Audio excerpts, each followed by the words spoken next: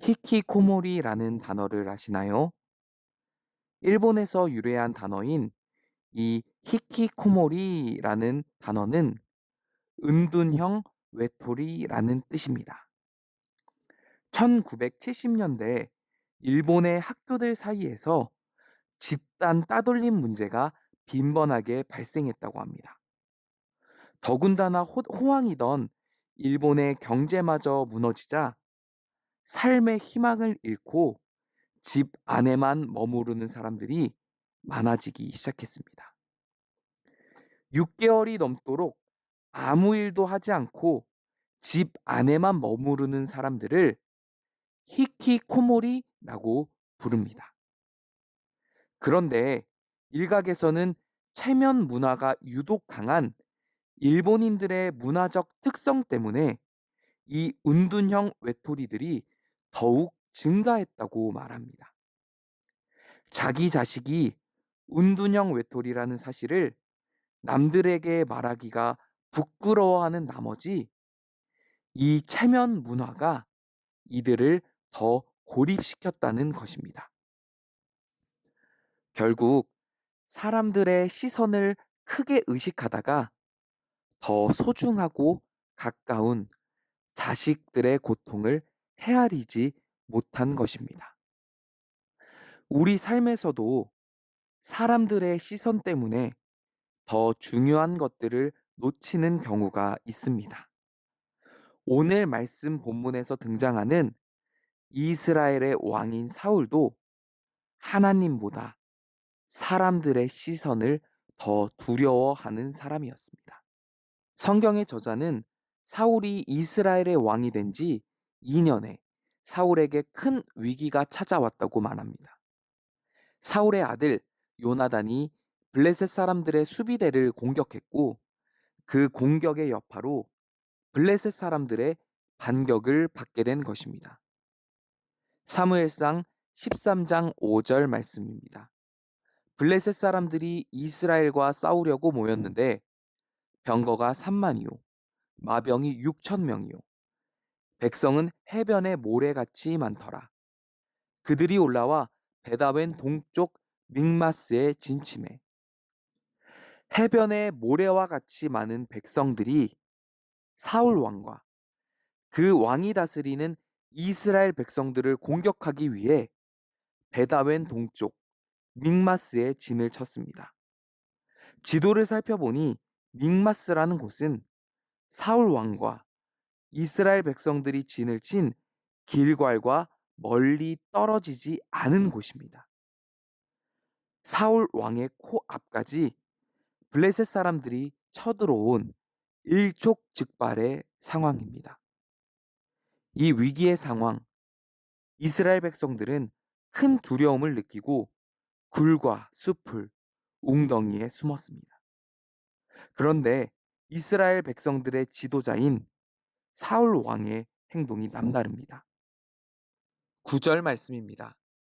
사울 왕이 이르되 번제와 화목 제물을 이리로 가져오라 하여 번제를 드렸더니 사울은 예배를 드립니다.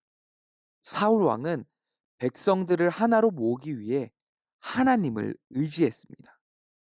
여기까지만 보면 사울 왕은 참 훌륭한 왕인 것 같습니다. 그런데 이어서 10절과 11절에 이상한 일이 벌어집니다. 번제가 끝난 후 사무엘 선지자가 사울 왕을 찾아온 것이죠. 그리고는 사울 왕을 추궁합니다. 왕이시여, 왜 저를 기다리지 않고 번제를 드리셨습니까? 이 추궁에 사울이 대답합니다. 백성은 내게서 흩어지고 당신은 약속한 일주일이 지나도 안 오기에 번제를 드렸습니다. 저는 오늘 이 본문을 보면서 이해가 잘 되지 않았습니다. 사울은 전쟁에 나가기 전 약속대로 사무엘 선지자를 일주일 동안 기다렸습니다. 목숨이 달린 전쟁 앞에서 일주일을 기다리는 것은 결코 쉬운 일이 아니었을 겁니다. 약속한 일에 일주일이 지났기에 자신이 직접 예배를 드렸습니다. 그런데 뭐가 문제였을까요? 오늘 본문의 사울의 대답을 자세히 보면 문제를 알 수 있습니다. 11절 말씀입니다. 사울이 이르되 백성은 내게서 흩어지고 사울 왕은 하나님께서 함께 계시지 않기에 두려워한 것이 아니라 자기 곁을 지키는 백성들이 떠나자 두려워하기 시작했습니다. 이스라엘을 지키는 것이 하나님이 아니라 자신과 백성들이라고 생각한 것입니다. 결국 그가 드린 예배는 하나님을 의지하기 위해서가 아니라 하나님을 높이기 위해서가 아니라 사람들을 모으기 위한 수단에 불과한 것이었습니다. 신명기 17장 14절에서 20절 말씀을 보면 이스라엘을 다스리는 왕에 대한 조건이 나옵니다. 이 조건을 요약하면 이스라엘의 왕 사울은 이스라엘 백성들이 세운 것이 아니라 하나님께서 세우셨다는 뜻입니다. 더불어서 한 가지 약속이 나옵니다. 율법을 가까이 하는 왕은 하나님께서 대대로 지키신다라는 약속의 말씀입니다. 이스라엘의 이스라엘의 왕을 세우신 이도 하나님이시고 이스라엘을 지키시는 분도 하나님이십니다. 그렇다면 사울 왕은 누구를 더 의식했어야 했을까요? 백성들이 떠나갈 때마저도 내가 하나님을 의지하고 있는지 돌아보아야 하지 않았을까요? 이스라엘 백성을 지키시는 분은 이스라엘의 왕을 세우신 이는 바로 하나님이시기 때문입니다. 오늘 말씀을 우리 삶에 적용하기 원합니다.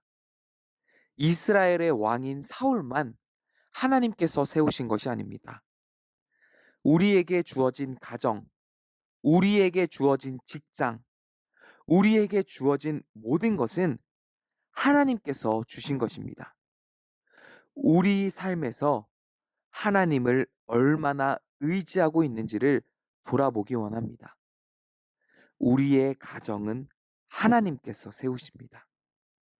내 직업도 하나님께서 지키십니다.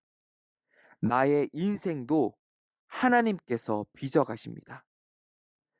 사람의 시선을 두려워하는 인생이 아니라 하나님을 경외하며 사는 하루가 되기를 바랍니다.